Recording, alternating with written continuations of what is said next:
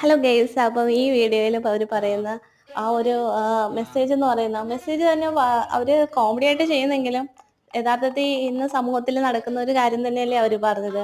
കാരണം എന്താണ്, പൈസ ഉള്ളവന്റെ കൂടെ ആളുകൾ കാണത്തുള്ളൂ, പൈസ ഉള്ളവനേ ഉള്ളൂ ഇന്ന് വില. ഇന്ന് പെണ്ണും പെടക്കോഴിയും ഒക്കെ ഉള്ളൂ. പൈസ ഇല്ലാത്തവന് യാതൊരു വിലയും ഇന്ന് സമൂഹത്തിലില്ല.